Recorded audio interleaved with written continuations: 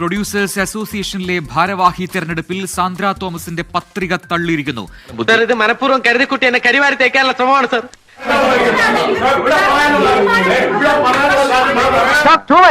I'll kick your face and get out.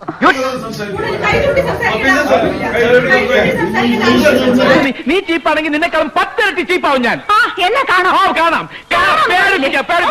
കാരണം എല്ലാ എലിജിബിലിറ്റിയും ഉള്ള ഒരു ആളായിട്ട് പോലും അവര് ഒരു നിയമവിരുദ്ധമായ വഴിയിലൂടെ ഒരു ഭരണാധികാരിയെ വെച്ച് എന്റെ പത്രിക തള്ളുകയാണ് ഉണ്ടായത്. ഇതെന്ത് ന്യായം, ഇതെന്ത് നീതി, ഇതെന്ത് കേസ് കൊടുക്കണം പിള്ളേച്ചാ, പോലീസ് അന്വേഷിക്കട്ടെ. തീർച്ചയായിട്ടും നിയമപരമായി തന്നെ നേരിടും. വെറുതെ വിടാൻ പോകുന്നില്ല ഞാൻ, എല്ലാത്തിനും ജയിലിൽ കയറ്റും. കാര്യം ഇതൊരു അനീതിയാണ്. ഇത് ഇവിടെ കോടതിയും നിയമവും ഒക്കെ നിലനിൽക്കുന്ന സ്ഥലം തന്നെയല്ലേ. ഇത് പണിയാവോ? ഇനി നമ്മൾ എന്ത് ചെയ്യുമല്ലയ്യ? നീ ഒന്നും ചെയ്യണ്ട, നാ ചെയ്തു.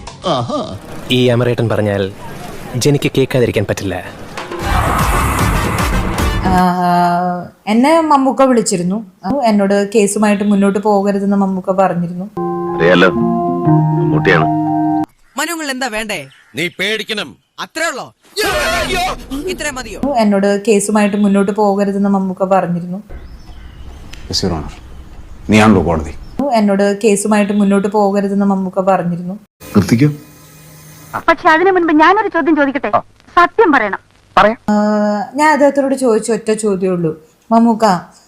മമ്മൂക്കയുടെ മകൾക്കാണ് ഇങ്ങനെ ഒരു സിറ്റുവേഷൻ വന്നതെങ്കിൽ അവരോടും ഇത് പറയൂ.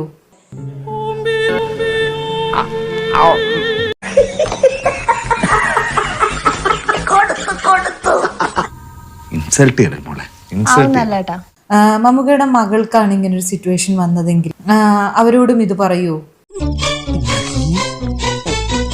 വല്ല കാര്യമുണ്ടോ? എന്തിനാണ് ഇങ്ങനെ ഇല്ലാന്ന് നടക്കണേ? പ്രതികരിക്കരുത്, കേസുമായിട്ട് മുന്നോട്ട് പോകരുത്, ഇത് ഭാവിയിൽ എന്നെ ബാധിക്കും, എനിക്കിനി സിനിമ ചെയ്യാൻ പറ്റില്ല, എന്നെ ഈ നിർമ്മാതാക്കൾ ഇനി തിയേറ്ററിൽ എൻ്റെ സിനിമ ഇറക്കാൻ സമ്മതിക്കില്ല, അതുകൊണ്ട് മിണ്ടാതിരിക്കണം എന്നൊരു സ്റ്റാൻഡായിരിക്കുമോ മമ്മൂക്ക എടുക്കുന്നത്? ഇത് വടി കൊടുത്ത് അടി വാങ്ങുന്ന പരിപാടിയാണല്ലോ ബാബു. എന്ന് ചോദിച്ചു. അപ്പൊ അദ്ദേഹം പറഞ്ഞു, ഇനി സാൻഡ്രയുടെ ഇഷ്ടം പോലെ, ഇനി അതിനകത്ത് ഇനി ഞാനൊന്നും പറയുന്നില്ല, നമ്മളില്ലേ എന്റെ ജീവിതത്തിൽ ഞാൻ ഇങ്ങനെ ചമ്മിട്ടില്ല, ഇഷ്ടം പോലെ ചെയ്തോളൂ എന്ന് പറഞ്ഞു.